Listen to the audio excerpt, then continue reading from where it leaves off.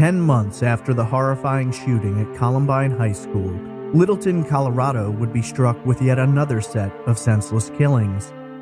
15-year-old Nick Kunselman and his 16-year-old girlfriend, Stephanie Hart-Grizzell, were both shot and killed at a Subway restaurant half a mile from the school.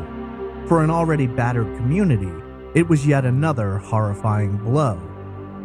Nick, who worked at the restaurant, was closing alone that night, and Stephanie snuck out of her house to spend time with him and likely give him a ride home.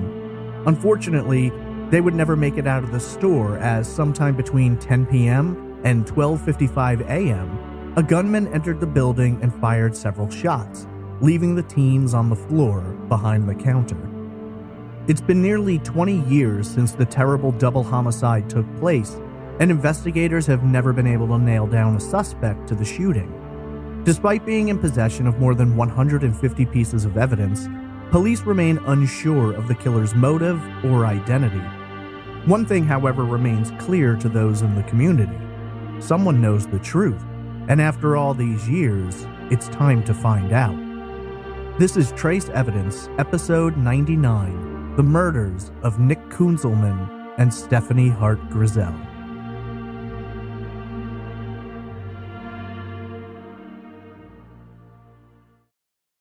Welcome to Trace Evidence. I'm your host, Stephen Pacheco.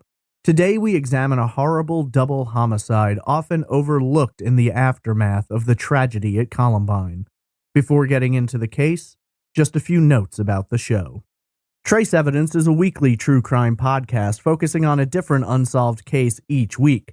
If you have questions, comments, or case suggestions, email me at traceevidencepod@gmail.com. You can also follow me on Twitter at TraceEvPod, on Instagram at Trace Evidence Podcast, or join the Facebook discussion group simply by searching for Trace Evidence. You can visit the website at trace-evidence.com for full episodes, social media links, merchandise, and more. As a final note, Trace Evidence is a complete one-man operation, so if you'd like to help support the podcast, please visit our Patreon page at patreon.com/traceevidence, where you can gain rewards such as stickers, pins, and other surprises. If Patreon isn't your thing, but you still want to pitch in, there is a PayPal donation button on the website. 2 teenagers gunned down at a Subway restaurant just 10 months after the horrible shootings at Columbine High School, a case which remains unsolved nearly 20 years later. This is Episode 99. The Murders of Nick Kunselman and Stephanie Hart-Grizzell.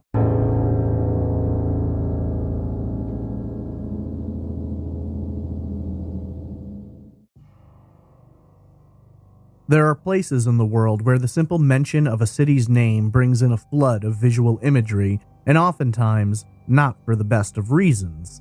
A town or city can exist for hundreds of years with little about it being remarkable until something horrifying happens, and then, for the foreseeable future, the name of that location is tied to the terrible events or crimes that took place there. So when I mention the city of Littleton, Colorado, I imagine most people are going to experience the flood of memories, emotions, and terror that are associated with what has grown to become known as the Columbine High School massacre. Over the past 20 years, the horrible tragedy at Columbine has been examined, re-examined, and reported on extensively. 12 students and 1 teacher lost their lives that day, not to mention those who survived with serious injuries that they live with to this day. And the 2 shooters have become infamous for their cruelty and calculated actions. While everyone knows their names, I elect not to give any more attention to them, nor credit them with the fame they so desired, and so to me, they are known simply as the shooters. There is both little about Columbine which hasn't been deeply researched and investigated, though there is still an utter lack of understanding or reason that has ever been found to explain how such a terrible thing could happen. Perhaps madness defies logic. Obviously, in the 20 years since, we've seen some similar crimes occur, and each time there is this reaction in the media to harken back to Columbine, to speak of Littleton, and to dredge up that horror. However, Littleton is not what many would imagine, or perhaps it's simply not what you were told that it is. In the aftermath of April 20th, 1999, Littleton was depicted as this sleepy little town that gave birth to two monsters who rained down terror and death in what was at the time the worst school shooting in American history. However, Littleton was not the source nor the cause. As any other city in the world, horrible things will happen, but it's a stretch to hold the location itself responsible. Littleton is much like many cities you've visited, lived in, or have passed through. It's not immune to crime, to murder, to horrifying events that shock the nation. Terrible things happen every day. You've got a plethora of true crime podcasts to quantify that number for you. When I think of Littleton, while the shooting at Columbine definitely arises in my mind, there's another crime that I'm often more drawn towards and haunted by, and for some reason this particular crime doesn't get the attention that could possibly lend some assistance. Perhaps it's just not as headline-grabbing. Maybe it just hasn't been given the thorough examination it requires. Yes, the shootings at the school were terrible, but we know who committed those crimes, and they're gone.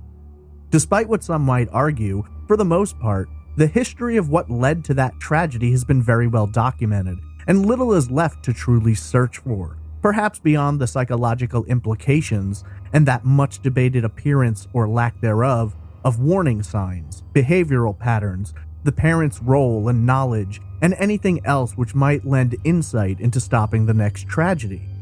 However, there is a case that remains open and unsolved that not many people talk about, and while information is sparse, despite the terrible nature of the crime, this one could still be solved. Nicholas Ray Kunselman first met Stephanie Lynn Hart-Grizzell in middle school, and their connection was undeniable. According to the Denver Channel, they quickly became friends, and as that friendship evolved, it was clear to those around them that the two close friends felt much more for one another than just friendship. Over the course of several years, Nick and Stephanie grew closer, and a relationship would eventually blossom. It was young love, the kind that mesmerizes teenagers and confounds parents. In an interview with CBS 4 Denver, Nick's stepmother, Teresa Kunselman, explained their relationship by saying, quote, "It was very strange for two teenagers to be in love like that, but it was so precious." End quote. There are many articles which acknowledge that, for those around Nick and Stephanie, it was clear their love was not merely a high school infatuation, but something far beyond that. For Nick, 15, and Stephanie then 16, she was his world, and Stephanie felt very much the same about him. They shared a lot in common, a love of the arts and sports, an interest in openness and acceptance. In an article which appeared in the Los Angeles Times, several individuals defined Nick and Stephanie as callbacks to the 1960s mentality of peace and love. They were described by so many as kind and caring teenagers who had friends across all different forms and fashions of cliques and groups that can often divide rather than bringing people together. Yet for these two, it was all about doing what was right and what was best. A lot of different attributes have been assigned to the two, however, there are some which appear time and again. Nick is often referred to as a champion junior disc golfer and a lover of music who played guitar with everything that he had. He was close with his family and always concerned about their happiness and doing whatever he could to assist them with what they sought. Stephanie has been labeled as a lover of school, a young woman who thoroughly enjoyed being in the world of education, who had a predilection towards poetry and music, two areas which she could connect and share with Nick. An article from 9 News describes the two as, quote, "drawn together by arts and music, they were inseparable," end quote. In April of 1999, both Nick and Stephanie were students at Columbine High School during the horrible tragedy. Freshmen at the time, neither had been injured, at least physically, though it's quite clear that the psychological and emotional damage caused by the shooting had left the entire community fractured and seeking answers to questions that no one possessed. Stephanie's mother, Kelly, would later tell the Denver Channel, quote, "Although they had just gone through the tragedy at the high school, they were coming through it so good, and they were so happy. We just really felt like that might be the last hard thing that we went through." End quote. Indeed, it seemed, among many other things, the tightness of the bond between Nick and Stephanie had aided them in beginning to heal from the horrors they had experienced. Unfortunately, less than a year after that shooting, while the community was still reeling and trying to recover, both would lose their lives in a seemingly senseless act of violence that would once more tear open those painful wounds and shatter more families. Nick had picked up a part-time job to work after school at the local Subway sandwich shop. The shop, located at 6768 West Coal Mine Avenue, less than a half a mile south of the school, certainly was placed easily enough to allow Nick to walk over after classes and get down to business. It didn't take long for management to acknowledge Nick's hard work and dependability, with former coworker J.J. Hodak telling the New York Times that Nick was often entrusted with closing down the shop on his own. He had earned the responsibility and proven himself to be the type to be trusted. Beyond that, Hodak would say, quote, "He was a really nice kid. He made the time to talk to you, to see how you were doing. He was a really friendly type." End quote. Stephanie and Nick were together as often as they could be. Outside of Nick, Stephanie had a world full of love and laughter. Her cousin, Courtney Scott, told the New York Times that the 16-year-old loved school and was extremely social, stating, quote, "She had a lot of friends. She loved sports, like swimming. She was just a real good person." End quote. Every interview I've read discussing Nick or Stephanie alike is filled with the most glowing terms, making their last moments all the more horrifying and terrible. Nick's job at Subway would often involve, as most high school jobs do, seeing fellow students coming in to grab something to eat. It wasn't uncommon for friends to visit just to say hey or to hang out inside to avoid the cold for a little bit. One frequent visitor, as you might expect, was Stephanie. Several people, both customers and employees alike, told reporters that Stephanie would often visit Nick at work, and during those nights where he was closing up alone, Stephanie was almost always there to walk him out as he locked the doors behind them, and then she'd give him a ride home. Sadly, on February 13th, 2000, the day before Valentine's Day, Stephanie would head off to Subway without her mother's knowledge, to once again spend time with Nick as he closed up. On this particular night, however, the couple would find themselves the victims of a cold-blooded killer. Earlier that night, Stephanie's mother had bid her goodnight, telling her she loved her. For all intents and purposes, Kelly believed that her daughter was getting ready for bed. She had no idea that Stephanie had planned to sneak out of the house later on, driving over to Subway to see Nick. In fact, she didn't realize the horrible truth until the next morning, when she spotted her daughter's car in the Subway parking lot during a news broadcast, where a reporter was telling the terrible story about two teenagers who had been killed inside the shop. Kelly would later explain, quote, "I still didn't know why her car would be there, but had no idea that it could be her. I was very worried." End quote. The sheer fact of the matter is, no one knows exactly what happened that night. According to several news articles, multiple people reported having been in the Subway that Sunday. Actually, Nathan Grill, 15, both a classmate of and co-worker with Nick, told reporters that he had been in the store that evening with a group of friends. According to Grill, he and some friends left the Subway at approximately 10 p.m., and according to him, all was well and there was no indications of any problems coming around the corner. However, just 3 hours later, at approximately 1 a.m., another worker at the shop just happened to be driving by. The store stuck out to her as she approached because she noticed the lights were still on, while the store should have been closed down hours ago. The employee who spotted the store attended Columbine High School and worked with Nick at that Subway. Curious about the lights being on, she slowly pulled into the parking lot to check in and see if something was wrong. Almost immediately upon entering the store, she discovered the horrifying reason the lights were still on. Both Nick and Stephanie had been shot to death by an unknown assailant and were left lying behind the counter. It was at this time that she took to notifying the police, and while she hadn't been working that evening, she did remember one key detail about that night. As she had pulled into the parking lot, she observed a white male with blonde hair thought to be in his late teens or early 20s leaving the area of the shop. The man, dressed in a red jacket and flared pants, has never been identified, and for authorities, he would become the main person of interest they sought to question. Initially, investigators approached the double murder from an angle that it may have been a robbery gone wrong, though for the most part, few agreed with that sentiment. While Jefferson County Sheriff's Office spokesman Steve Davis told reporters that he was unsure about the money being found in the cash register, other officers in various interviews stated their belief that robbery had not been the motive behind the killings. Even if robbery had been the motive, the killer certainly wasn't going to have the opportunity to get much out of the store itself. J.J. Hodak later told the New York Times that it was store policy to empty the registers of large bills every hour, depositing those bills into lockboxes that store-level employees did not have access to. Hodak would later explain, quote, "The only thing he possibly got was change or maybe $50, end quote. Investigation of the scene was challenging, certainly so on a forensics level.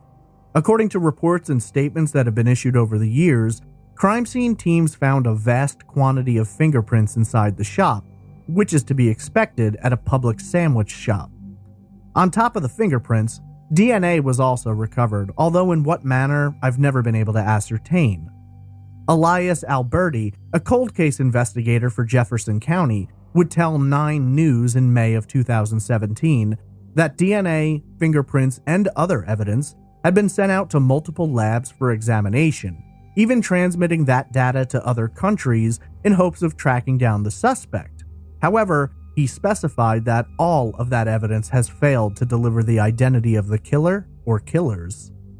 In the initial response to reporters' questions, several details were given regarding the crime itself. Firstly, investigators made it clear that while the murders were another horrible crime to strike the area, they had little or no evidence to suggest a connection between the shootings of Nick and Stephanie to the Columbine massacre. Beyond that, it was acknowledged that a surveillance camera was present in the store, though whether or not that tape revealed any important clues was withheld at the time. Years later, cold case investigators would reveal that while the surveillance camera had recorded that night, the tape did not give anything helpful to investigators in terms of identifying the suspect.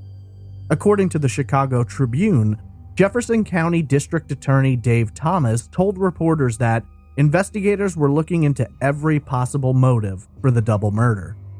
Unfortunately, a motive for the killings has never been confirmed. To this day, there are questions in the community about what possible reason there could have been for such an act of violence. Some have wondered, off and on, could this have just been a random crime committed by someone looking to add to the pain and chaos of this difficult time in Littleton? Was robbery a motive and things just went wrong very quickly? Others have questioned whether or not this could have been targeted. Could the killer have specifically wanted to kill either Nick or Stephanie, and in the moment elected to kill both? These are all difficult questions that have never been met with sufficient answers. One curious angle of the killings may have been in an alleged connection to drug sales. In a lawsuit filed against the former owner of that particular location, lawyers representing Stephanie's mother alleged that at the time, it was known that there were individuals either employed at or who frequented the Subway shop involved in the sale of marijuana.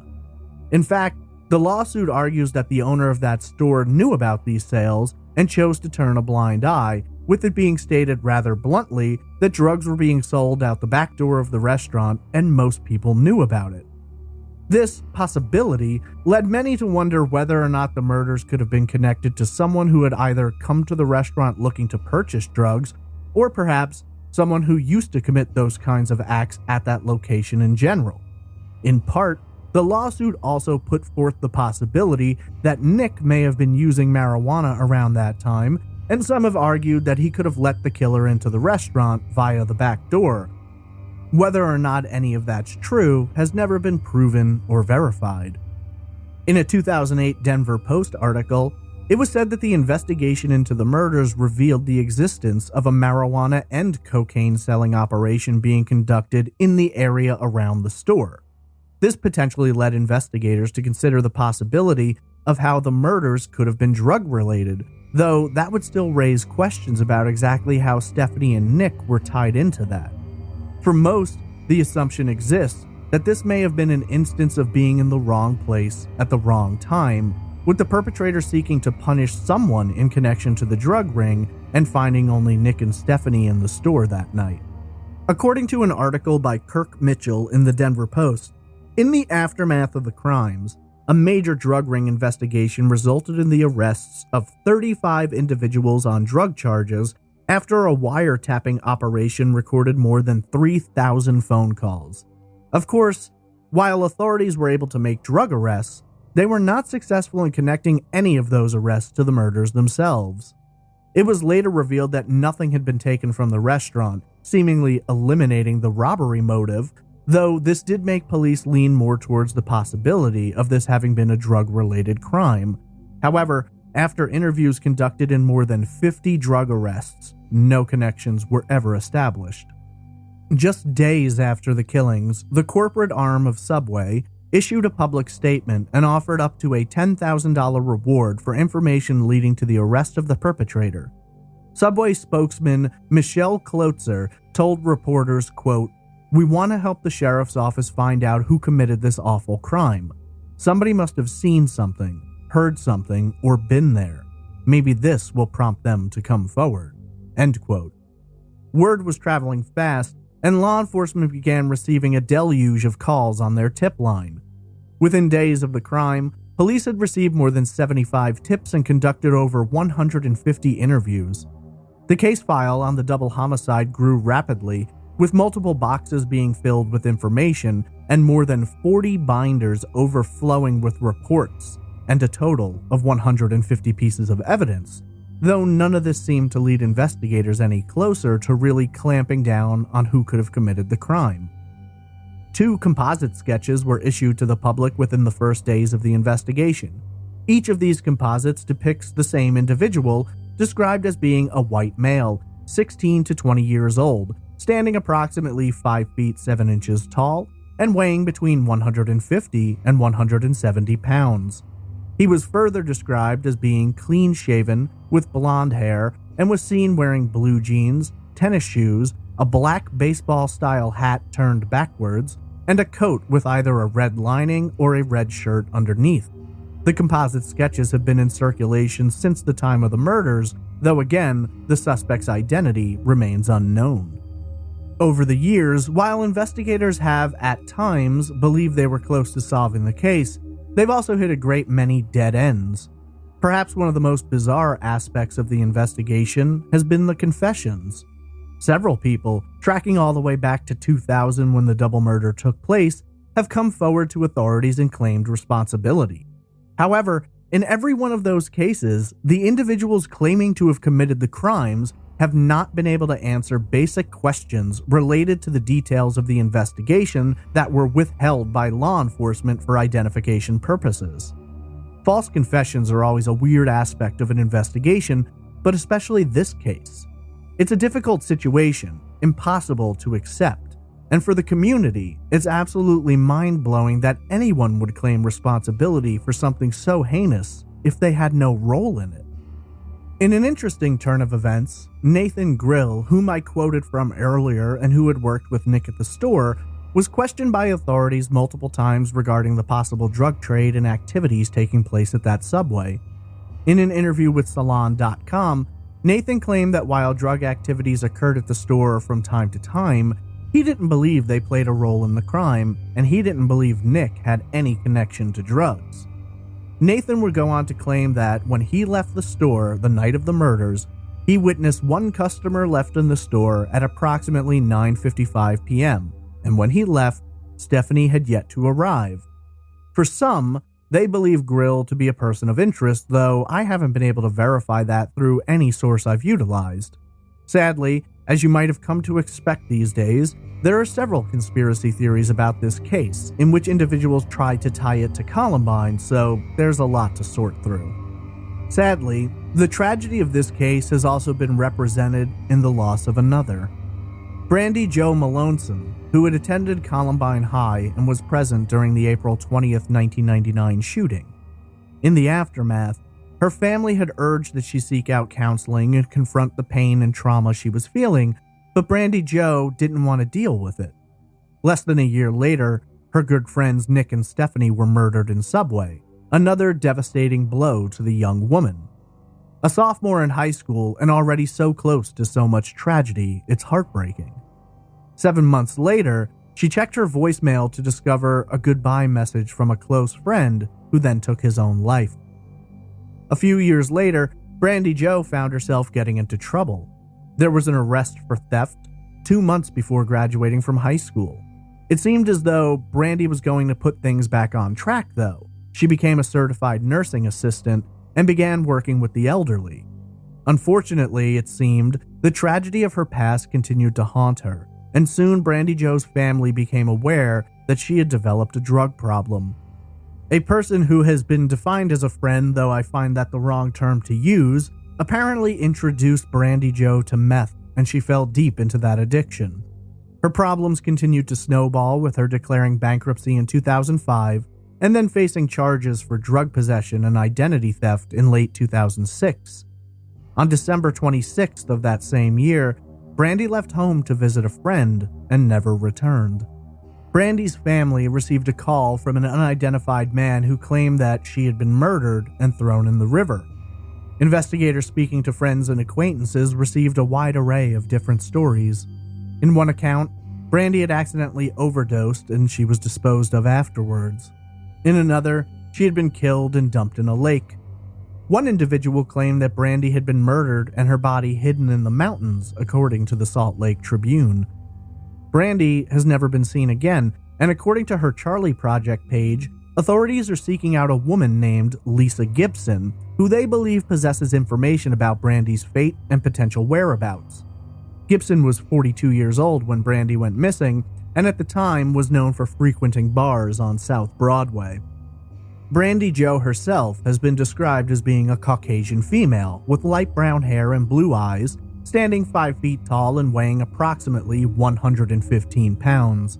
She has several tattoos, including a cross on her left calf, a butterfly on her back, and Chinese characters on her left hip, left ankle, and left breast.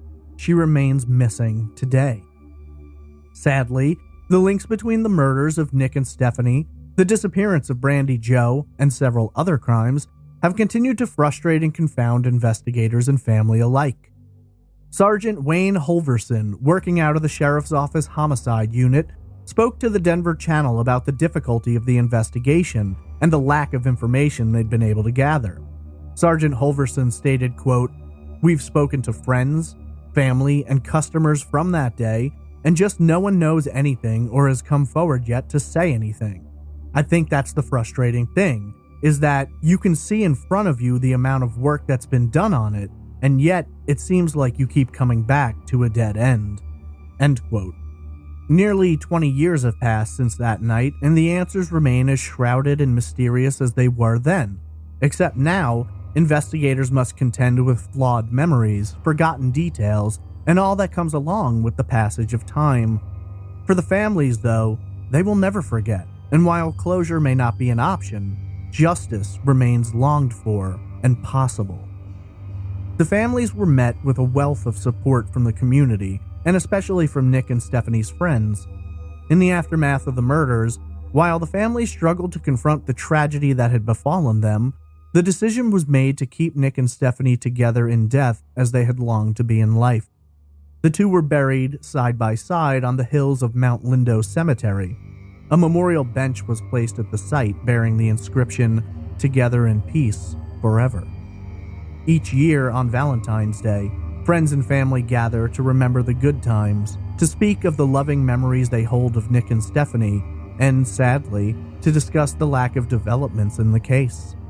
One special moment for those involved is when they toss frisbees off the hillside where the two were laid to rest. Such a close community, such a tight-knit group that suffered so many tragedies together, the question remains, how has no one yet come forward to provide the information necessary for an arrest? For Stephanie's mother, Kelly, it's a frustrating and painful experience. In a 2017 interview, she stated, quote, "It's been 17 years. We haven't lost hope. We still feel like the case will be solved if someone could come forward. It would be wonderful after so many years. In the beginning, you don't think you could possibly walk through another day, but you just go on for the hope that you're fighting for her to get justice. And it would just mean the world if we could, after all these years, get some justice." End quote. In such a disturbing and open case, there are several different theories which address what may have happened and who may have been responsible. The first theory argues that the crime itself was random, that someone entered that subway with some motive which has never been ascertained, and for reasons passing understanding, elected to murder Nick and Stephanie. The second theory tries to connect the ongoing drug problem to the murders. If indeed that subway was a major hub or hangout for those dealing or buying drugs, as has been presented by several individuals, many believe there's a possibility that Nick and Stephanie may have been killed in the crossfire of a battle between drug dealers. The third and final theory, as some have suggested, alleges that either Nick, Stephanie, or both were specifically targeted for this crime, and that for reasons unknown, perhaps jealousy, perhaps something else, the killer may have gone to Subway that night with the specific intent to kill one or both of them. While little about this case is clear, for lack of a better description, there is much which remains to be revealed. Time and again, investigators have spoken about the information they have and their inability to share it publicly, not wanting to compromise their investigation. This is true in all unsolved cases, but in this instance, there is an eager desire to see what is known and to try and connect the dots. Even the families are not aware of much of the information in the possession of investigators, but as far as we know, none of it has, as of yet, been able to pin down any particular suspect. The argument, though, remains the same. Someone knows who pulled the trigger on Nick and Stephanie that cold February night. Someone out there possesses knowledge about this crime and has the ability to lend a hand to investigators in finally delivering justice for the victims and their families. Nearly 20 years have passed, far too long for the families to wonder what the truth is. They have had to live with the ghosts of possibility, with the wonder of what their loved ones could have become, what they'd have done with their lives. 20 years is a long time, long enough ago that I was 16 when these murders happened, the same age as Stephanie. How much have I done? How much have you done in the past 20 years? In one foul swoop, a killer stole all of those possibilities for these two teenagers who wanted nothing more than to love and live life to the fullest. Stephanie was an only child, while Nick had two siblings. Nick's father passed away, never knowing the truth of who was responsible for taking his son, while friends and family to this day hope with eager anticipation for someone to provide the information investigators so desperately need to finally make an arrest and deliver justice.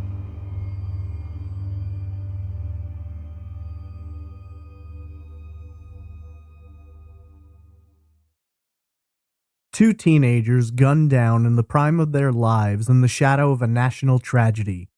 In a case that has horrified and intrigued authors, journalists, documentary filmmakers, and others, the senseless murder of two teens has been, in many instances, relegated to short articles with little meat on the bone.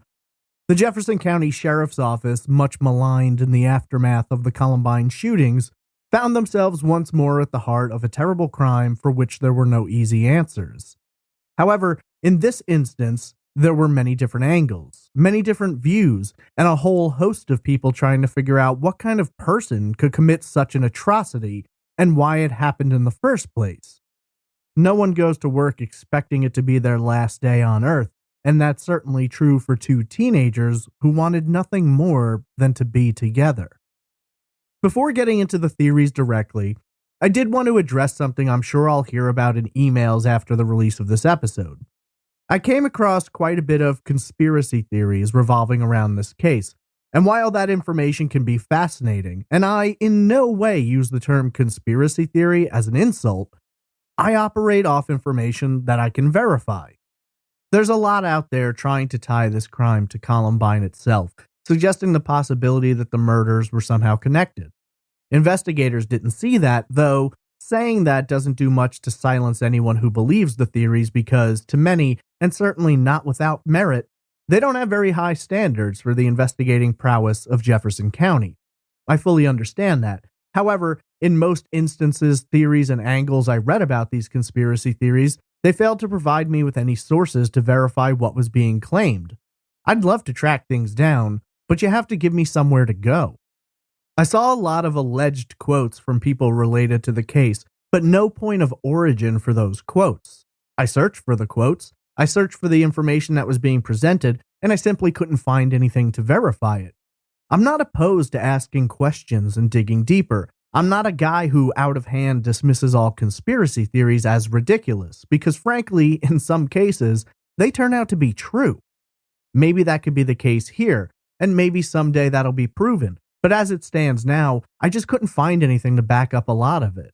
So I'd just like to request, before you hit send on that angry email, at least include a few links to sources for me to look at. So what do we have in this case? 2 teenagers at a Subway restaurant at closing time. Reportedly, nobody else around to see or hear what happens. While multiple witnesses would later confirm seeing an individual in the area matching the composite sketch, nobody, as far as I can tell, has ever come forward and claimed to have been a direct witness to anything that happened inside the restaurant that night. So in reality, we're left with a large amount of questions here and very few details to fill in the blanks. Despite criticism about their investigation standards, Jefferson County has been exceedingly tight-lipped about this case and kept known materials behind locked doors, never revealing them to the public. Obviously, based on their statements about false confessions, they're in possession of quite a few details that are known only to them and the person or persons responsible for this horrible crime.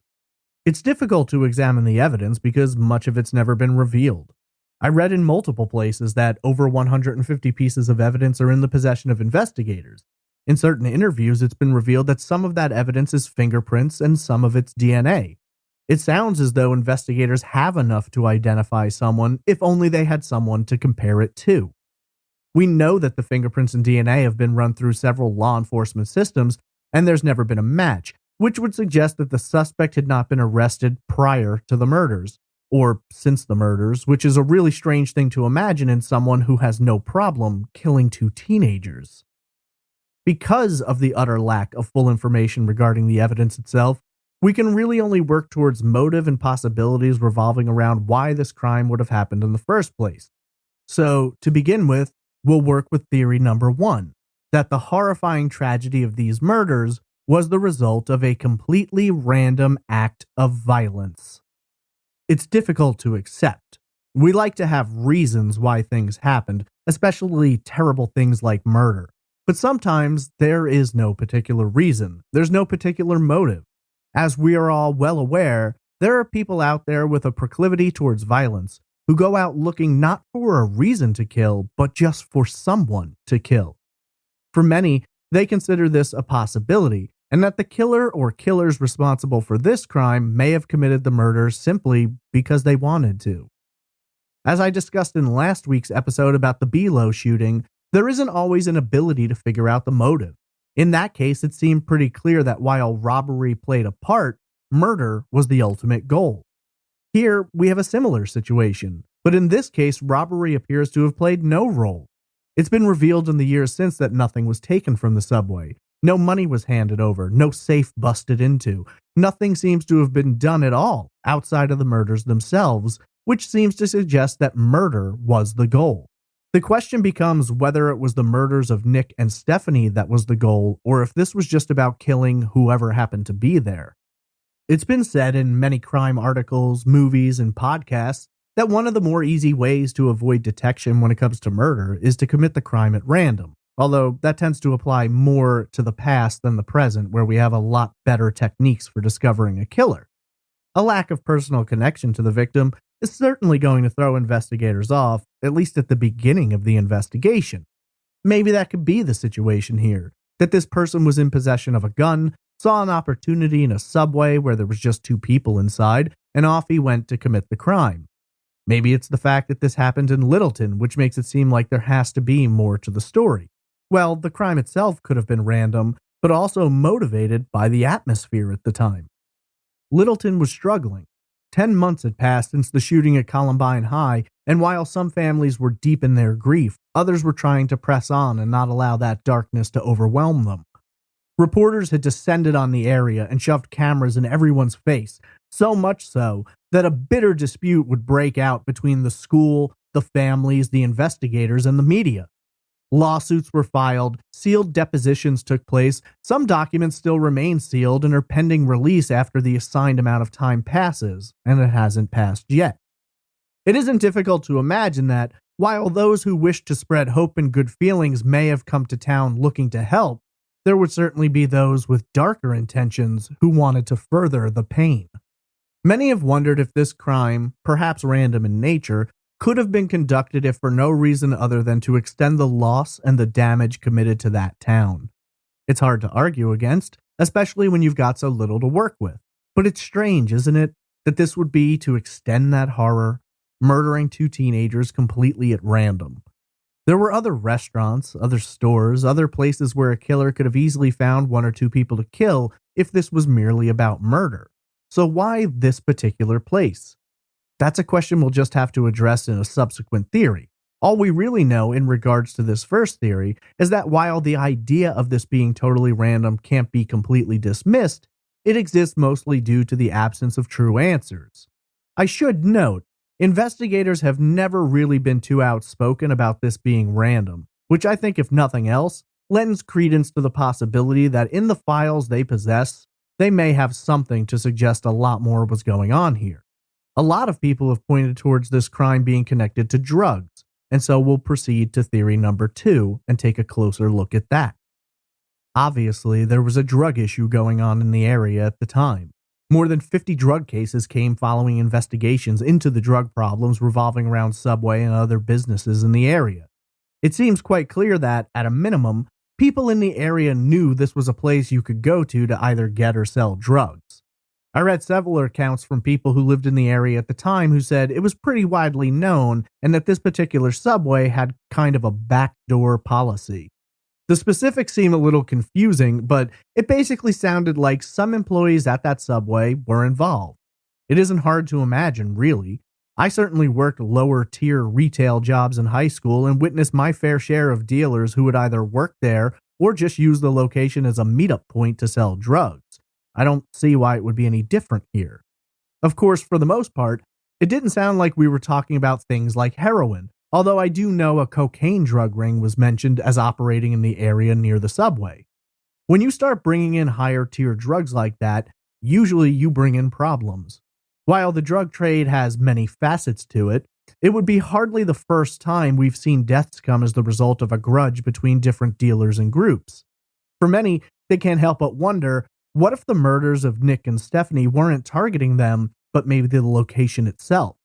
Not only would the murders rain down a lot of police attention, but also media scrutiny. And if you want to shut down a competitor, there's little more effective tactic than committing horrible crimes and forcing your competition to go underground. For some, they believe that's what happened here, and that Nick and Stephanie may have found themselves caught in the crossfire of a drug war they didn't even know was going on. I know in the lawsuit filed by Stephanie's mother, there was mention that maybe Nick was partaking in marijuana, while co-worker Nathan Grill said he didn't believe that. The truth of the matter is, we don't know, but a 15-year-old with an impeccable record who works part-time at a Subway likely isn't involved in the heavy lifting associated with a major drug ring. Did he smoke marijuana? I don't know, but I had certainly tried it a few times by the time I was 15, and I don't think that speaks negatively about him or me. Frankly, marijuana is legal in Colorado these days, so perhaps the point is moot, but it's one which has to be examined.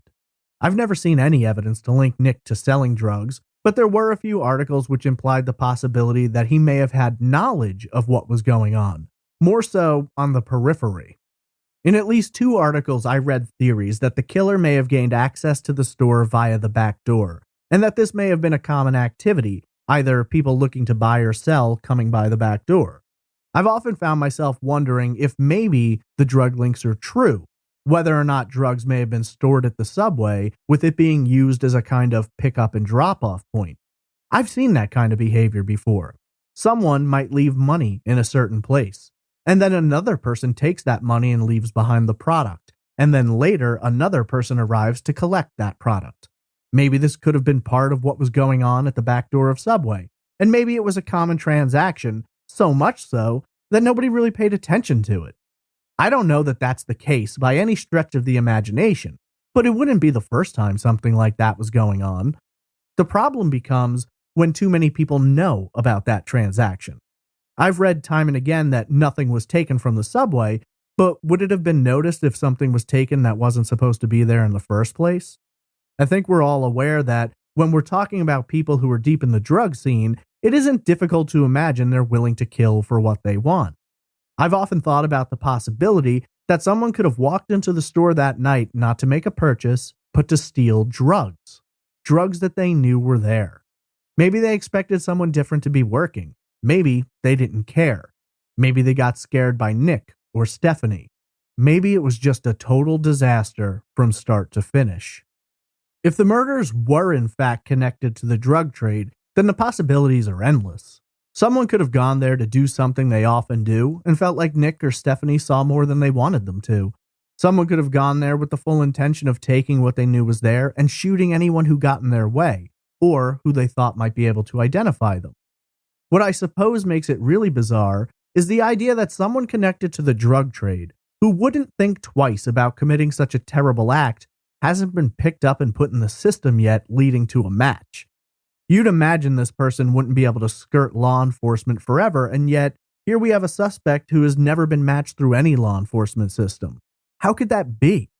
Well, maybe the crime didn't have anything to do with drugs, or maybe it was perpetrated by someone who was involved at the time, but young enough that they eventually got out of the business, or something else happened to them before they could be arrested and have their fingerprints on file. And that leads us to the third and final theory, that this crime may have been committed by someone specifically targeting Nick, Stephanie, or both of them. 10 months had passed since the shootings at Columbine, but the community was still broken. So many people suffered so much psychological trauma, on top of those who were suffering from the physical horrors they had to endure. It isn't difficult to imagine people being on edge, people being pushed too far, people just snapping and lashing out. While in all accounts I've read, no one had a negative thing to say about either Stephanie or Nick, we all know there's always that small group of people who hate just to hate, or who hate those who they see as thriving or being happy in a situation they personally find themselves drowning in. I think it's important to note at this time that there are composite sketches made based on an individual who was seen in the area at the time. We don't know if this person was responsible for the crime, though this person never has come forward to speak to authorities, so take from that what you will. However, the person being described in those composites is between the ages of 16 and 20. That means someone who could have been in school with Nick and Stephanie at the time of the murders, all the way up to someone who may have graduated the year they were freshmen or maybe the year before that. If this was someone who lived in the area, there's a good chance this person attended school at Columbine. I mean, why else would you be hanging around a subway less than half a mile from campus? I mean, sure, there could be reasons, but if we're talking about another teen, then I'd say those reasons are somewhat limited. Nick and Stephanie were smart, driven, focused teens who were popular and had a relationship that some might admire while others might be jealous of. I've read more than one account of people theorizing that perhaps this could have been a case involving jealousy.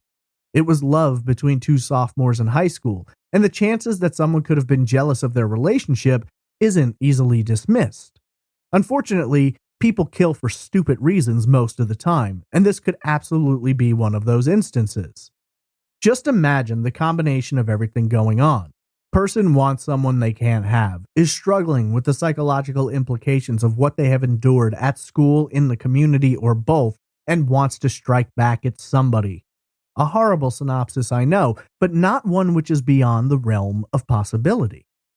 Then you've got these idiots who are fans of the Columbine shooters. You know, the ones who go and get tattoos of them and post stories on Tumblr about how much they love them.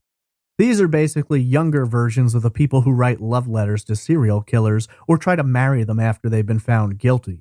Not exactly the type of people you'd expect a logical set of behaviors from.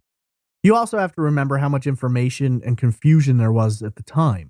I mean, we had stories of the trench coat mafia. We had people saying it was because the shooters had been bullied. You had people standing up to defend the shooters. It was a powder keg of emotions and violence, and it isn't hard to imagine that there could have been a few more nuts amongst the community.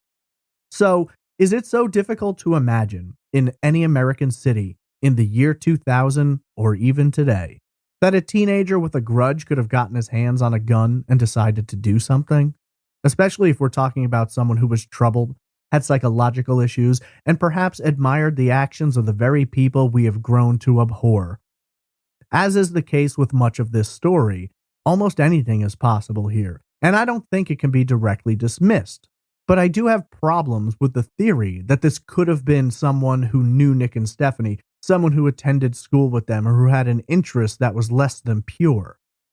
How many people do you know who could commit such an atrocious crime at such a young age and keep their mouth shut about it for nearly 20 years? While I think it's possible this crime could have been committed by someone who actually knew them, I think it's unlikely that person wouldn't have told someone by now. I think it's unlikely someone unhinged enough to commit such a terrible crime could then go nearly 20 years without getting arrested for something at some point. But what if that person committed this crime and then sometimes afterwards took his or her own life? Would that person have been put into the system? Would their prints be on file? Would their DNA have been gathered and compared? Those are all questions I'd love to have the answers to, but I simply don't know.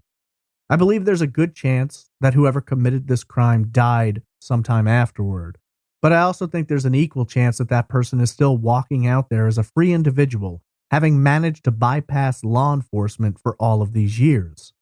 One thing I do know for certain is that someone out there knows the truth, and unless they come forward or new information or evidence is discovered, the murders of Nick Kunselman and Stephanie Lynn Hart-Grizzell will remain open, unsolved, and continuing to grow cold.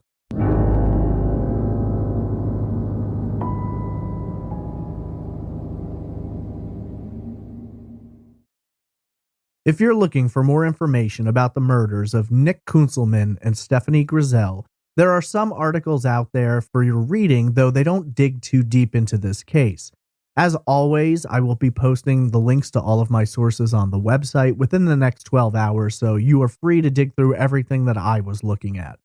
If you have any information about the murders of Nick Kunselman and Stephanie Grizzell, please contact the Jefferson County Sheriff's Office at 303-271-0211. You can also log on to their website at jeffco.us and report information directly online. You can also contact the Colorado Bureau of Investigation at 303-239-4201. What do you believe happened? Tweet me at TraceEvPod. Email me at traceevidencepod@gmail.com, Instagram message me at traceevidencepod, or comment in the Facebook group. This year, CrimeCon will be held in Orlando, Florida, and for the second year running, I will be present on Podcast Row representing Trace Evidence. I'm really looking forward to meeting a lot of you, so if you're planning to go to CrimeCon and you haven't yet purchased a pass, you can use promo code TRACE2020 to receive 10% off a standard badge. That's TRACE2020 to save 10% off a standard badge today. I'm really looking forward to seeing you there. Now it's time to thank our amazing Patreon producers. I've updated the list this month. If you think your name should be here and you don't hear it, please contact me. Patreon is notoriously bad for the way that it organized the lists of patrons, so I may have missed someone. I'll be happy to correct that.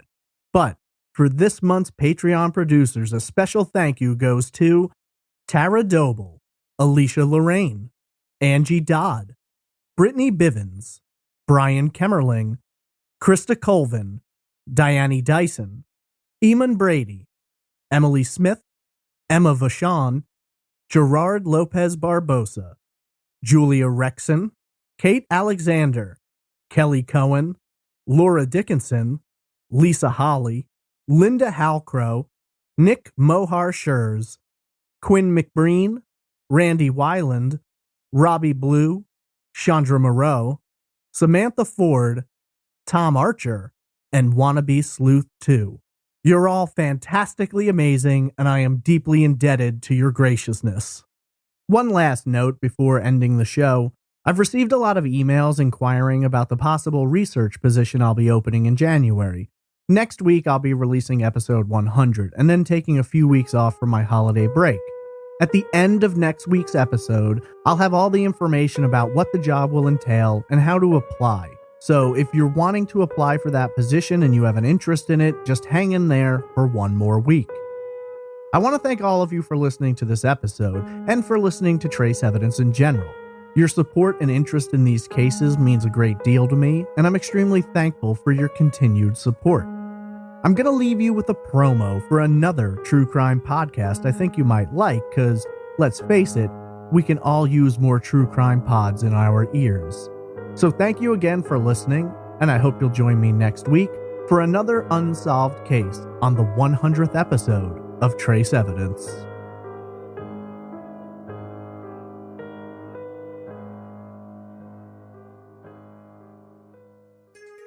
In the last several years, criminologists have really begun to focus on the topic of women in crime. This interest has inspired Amy and I to create a podcast devoted entirely to true stories about women in crime. Twice a month, we will discuss individual stories of women who have been victims of crime or perpetrators. Sometimes these two are one and the same. We will also choose cases in which women have been falsely accused, exonerated, or women whose work in the criminal justice system has brought them notoriety. By staying true to our criminologist roots, we will tell you the full stories of these women, but we will also explain the cause of the events that happened and whether the criminal justice system got it right or not. No matter what, this podcast will focus on women in crime all of the time, so stay tuned. Women in Crime is available now.